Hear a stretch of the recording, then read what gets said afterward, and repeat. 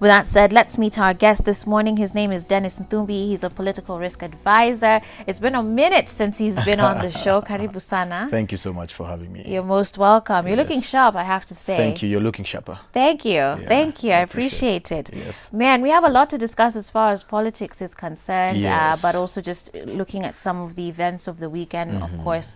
COVID, you have a very extensive background as well in security studies and analysis.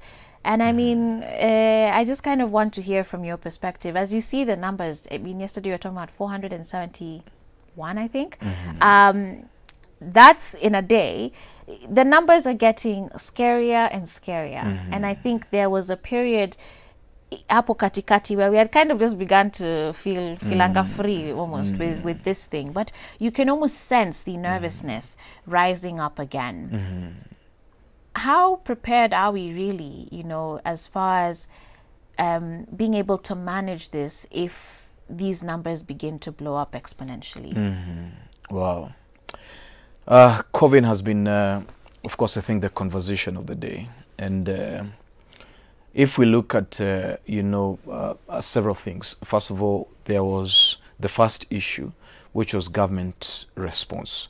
How did they respond to the pandemic once the news broke out? What measures did they take in place, and how did they build their capacity? And then after capacity, how did they then deal with the issue? And I think technically what we saw is that the response wasn't very good because it took a while. And what it is that we did is that we technically allowed the export, the import of COVID, if you like. Our borders were not closed on time. And therefore... When would you have said they should have been closed? I think immediately. You see, COVID played out, in the back end of 2019. Yeah.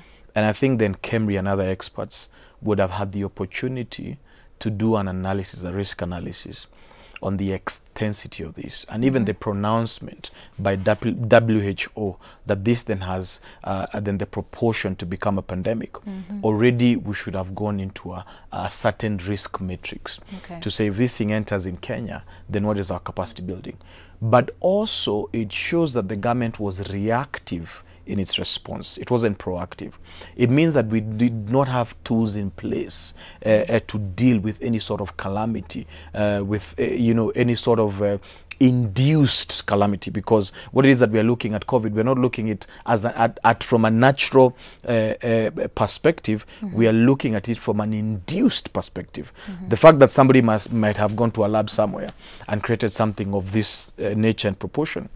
So the reaction or the response was reactive based, and hence we did not have any standby tools, even though the very fact that healthcare is one of the pillars of the president and sits within the presidency, and we have fed it billions consistently. Well, it's interesting you say that, for several years. We've not heard anything about that particular pillar for a very long time.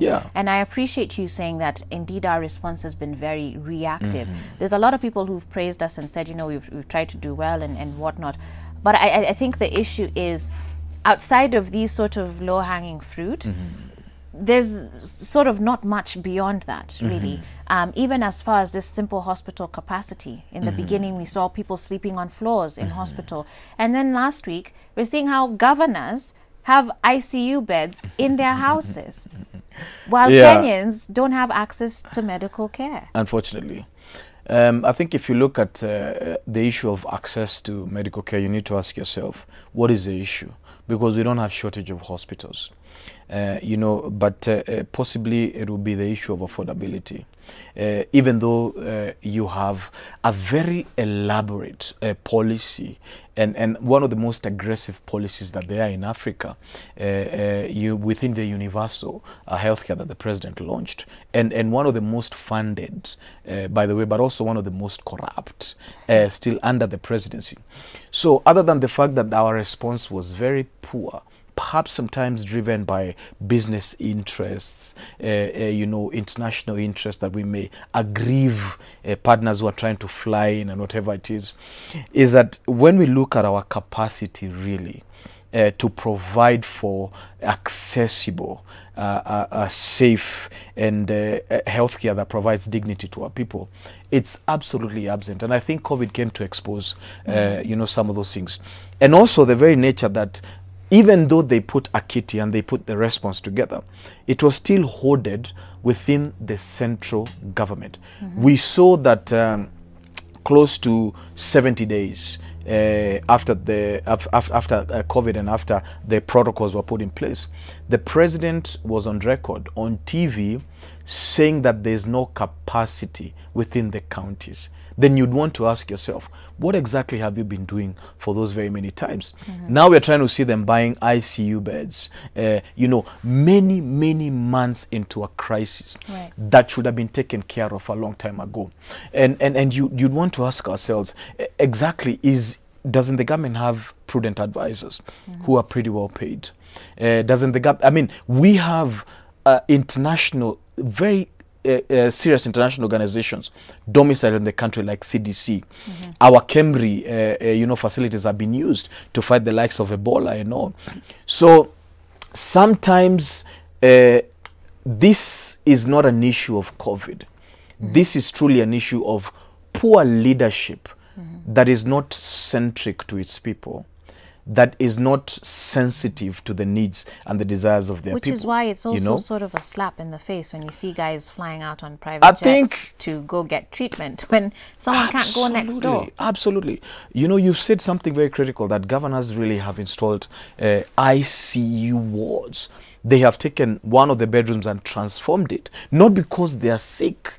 If they fall sick, they know that there's no such capacity. One of my friends was admitted in one of the best hospitals in the country.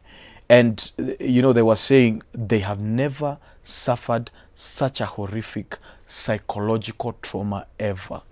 Because of being in the hospital. Because of being in the hospital. There's absolutely, it's called an isolation place, but there's no privacy. You know, the three guys opposite you, you know, the Lord takes them away, and they change everything right before your eyes. No privacy, no isolation, no nothing. So even if you had a fighting spirit, truly, you wouldn't fight. And also, the hoarding of resources. I reached out to the committee the very first, you know, months, and I told them, can you guys decentralize this issue? Really, you can't expect somebody from Moyale to come and do their results in Lancet or KEMRI or whatever it is.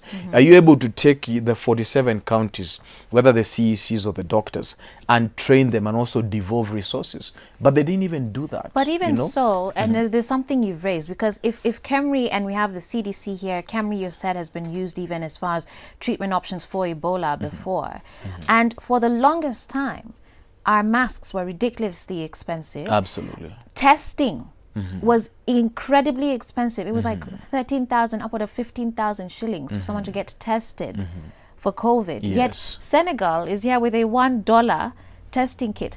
Who's dropped the ball? What went wrong where? Because we can't be this sort of developed economic hub, and yet we can't provide affordable testing for our people. Well, I always say that the government is not stupid. They are not foolish. They do what they do for the interest of whoever it is who's the piper. But the truth of the fact is that we have a business. We have a government that is a business unit for some people. Jack Ma came and donated testing kits. Those testing kits were diverted and sold. And also, we were told that the government would shield and take all the costs of all patients.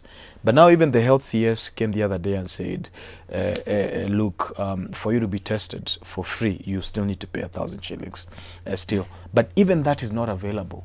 Why? Because a lot of the testing kits have been diverted to private hospitals and to other labs. That is absolutely that the least you should pay is 8,000 shillings. So we see that they've used this pandemic as a business-making venture to raise funds. At the end of the day, they suspended, of course, any advantage through NHIF and all that.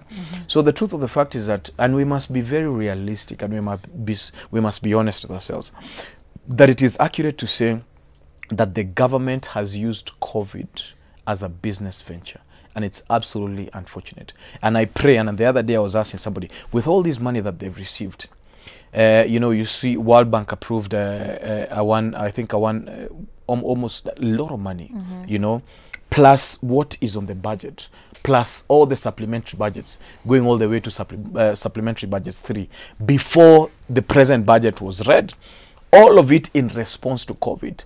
Yet we haven't seen anything on the ground whatsoever. Wow. So they have used a pandemic to take care of their own interest and to ensure that they actually reap funds based on this. And so you might ask yourself as a common Kenyan, what is my recourse?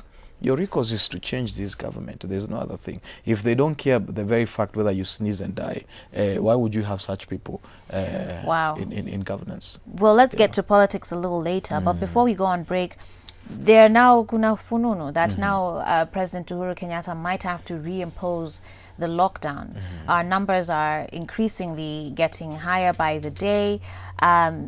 I think we're at a point now where sort of every Kenyan knows someone who's been affected. Either they're in hospital or, you know, someone has passed away. That's kind of how close this thing is to us right now. What's your take on that? You know, should we even have reopened in the first place? Should we get back to, you know, a serious lockdown? Well, the truth of the fact is that the government put measures for a number of months and protocols in place. The numbers never went down. So what exactly happened? I mean, if you impose another lockdown, will that help if it didn't help before? No. Yeah. So lockdown is indeed not a solution at all. And also, if we look at the psychological and the financial implications of a lockdown itself, they are way more expensive than even the disease. Because we are aware now that, you know, 95% of those who get infected to 98% will get better naturally, you know, as long as they're not within the risk category. So I think the thing is, you know, identifying how to navigate our lives through this pandemic. But you might want to ask a very serious questions. Is that why is Kenya exhibiting the highest numbers in East, Central, and West Africa? Yet our neighbors here, Tanzania, they've opened their schools. They've declared the country is COVID-free. But I mean, can we really trust those numbers too? Well, yeah, I mean, it's evident. I have called my friends in Tanzania. They have no confessions of COVID whatsoever. So what's your theory then? So my theory is that I strongly suspect these numbers. I mean, everybody has been suspecting these, our numbers. I honestly don't think these numbers are accurate. Are you serious, Dennis? I am very serious. I honestly suspect that these numbers may not be accurate numbers. What would be the point of doing that, though? Well, many reasons, actually, you know, because we've seen that during this pandemic, they've used it for political expediency. They've used it to receive donor funding. They've used it for very many reasons other than the very due advantage that is there for the people. Kenyans moved on a long time ago. That's the truth of the fact. They can't stay locked up in their houses. They don't have jobs. They need to go and create new livelihoods.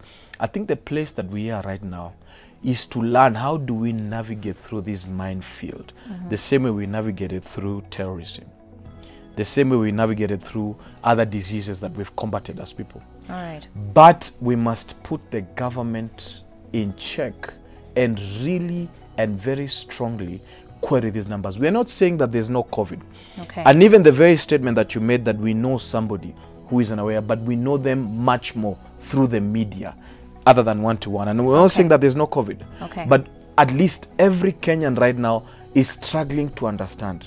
All right. Is this the truth or is this not the truth? And well, I think let's take a that's break. Let's take a break with that. Very interesting perspectives there. I wonder how many of you would agree with him. 22999 is the SMS line, and also on Facebook at Switch TV Kenya. When we come back, we still have a lot to discuss, including politics. He said the way for us to sort of deal with things is through our leadership, which means I guess politics does need to factor in sometime between now and 2022 quite heavily. We're going to be having that discussion coming up next. Stay tuned.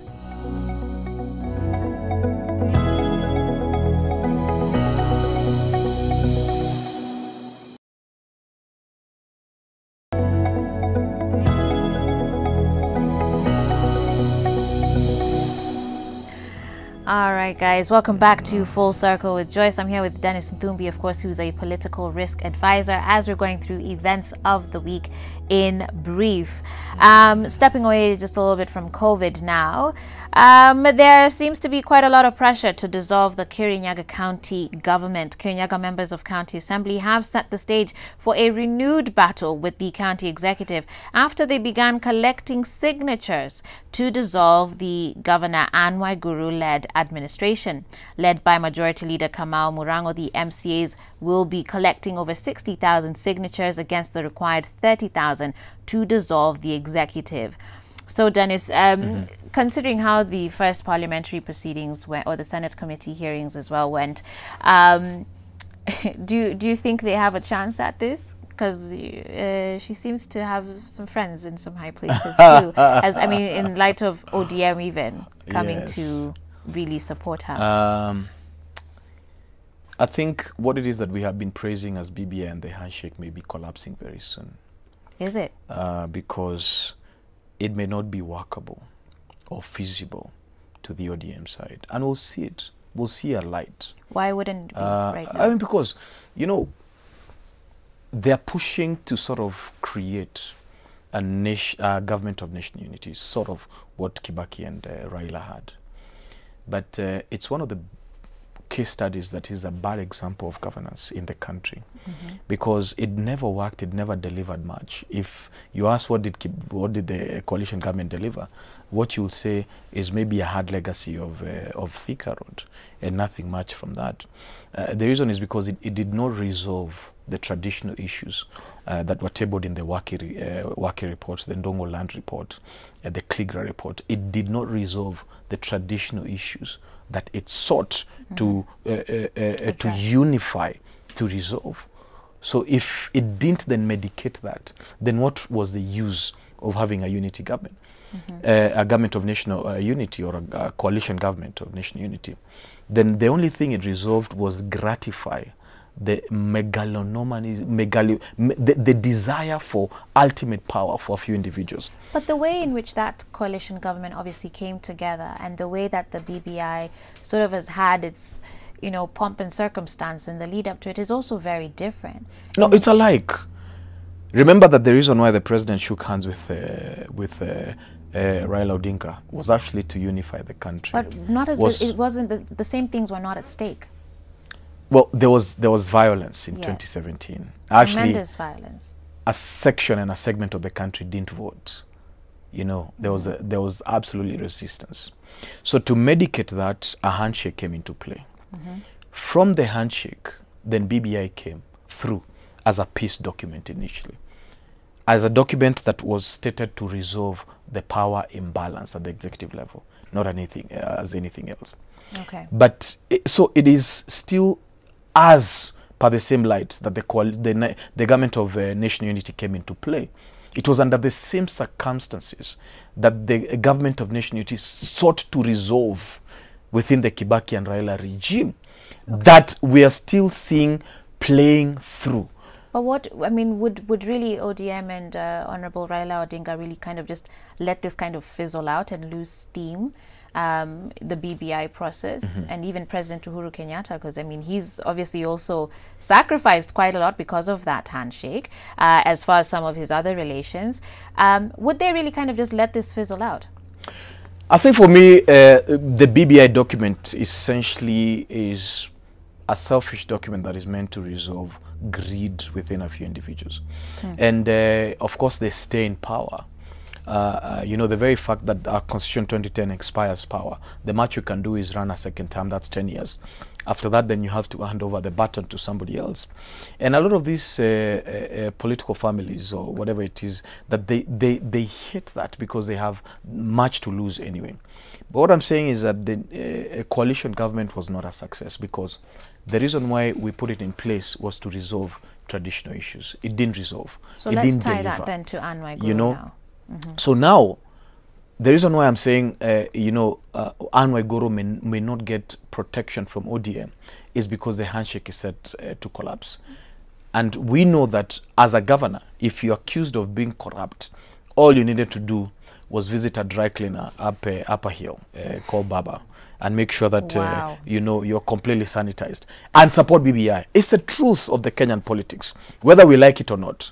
So they thought that they will put the Waiguru committee. I always call it like the baby shower committee. And I know Senate is an honorable house, but it's one of the most dishonorable houses I have seen right now, because they haven't perpetuated democracy. They have indeed sat as a house that has offered sanitization for some of our politicians, who then are known to have politically correct motives, you know, thereabout. And you know, we know that, you know, if it was possibly another governor who has decided to support Dr. William Ruto, they would have been punished viciously. In fact, they wouldn't be sitting there. But today, as a governor, all you need to know is that even if I'm corrupt like how, then what I need to do is I just need to be politically correct. But thank God for an institute assembly like the Kirinyaga County Assembly. And that's why, for me, I'm a very firm believer of devolution. I'm a very firm believer of the office of the MC. I'm a very firm believer of breaking up further the centralization of power, from making the governor look like a mini president or a mini king or a mini god, to ensuring that we break the centralization of power from the governor's office all the way to the ward level, set up a ward fund, set up an oversight team from the ward, that at the ward level you can decide whether it's a toilet you need, or it's a road you need, or you need to put up a proper school or a proper police station, or you need to help the churches. And I believe that you know, suspending or dissolving the county assembly will be a good move democratically, because it will stop the corrupt reign of one Governor Waiguru, and it will teach a lesson to a few others. So you have very strong sentiments as far as that county is concerned. Absolutely. It needs to be an example that indeed there's self-governance of the people, that people can make decisions. And you know, I want us to move on so very quickly. But it's crazy that you'd want to impose rulership on people when people have really said that get out of office. I think the honorable thing that Governor Waiguru would do is resign voluntarily, because the people of Kirinyaga do not desire that you be in office further. Interesting. Let's turn our focus then to Western Kenya. And of course, first of all, we've seen Musalia Mudavadi and Moses Wetangula seeking now divine intervention. They were accompanied by a host of Luhya MPs to the 2022 consultative meeting. And the search for the ever-elusive Luhya unity ahead of the 2022 equation is still on. I wonder what we're going to say, or what sort of move they kind of need to take really to, you know, to really be able to put in a good bump as far as 2022 is concerned. But also the Mulembe Nation, you know, continuing to prepare itself. We have a group being led by Devolution CS Eugene Wamalwa and Kakamega Governor Wycliffe Oparanya rallying behind President Uhuru Kenyatta's agenda. And then second ANC party leader Musalia Mudavadi and Ford Kenya's Moses Wetangula. And third, we have Didmas Barasa, MP Didmas Barasa, and former Senator Boni Halwale, who are also rallying behind Deputy President William Ruto. So we seem to be in quite the mix here.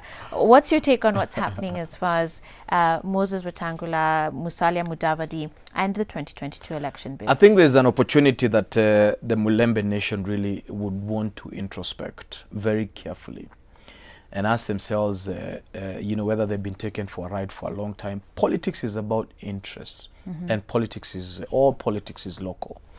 If your interest at the ground level is not being satisfied, then you need to change your course. You need to change your leadership. But can I ask you this? Because isn't that part of our problem as a country?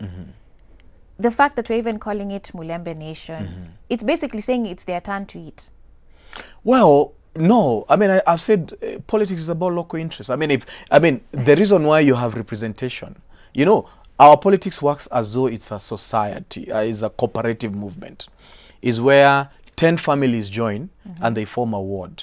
and that ward presents an MCA. The MCA goes to the county assembly to negotiate for the interests of that community.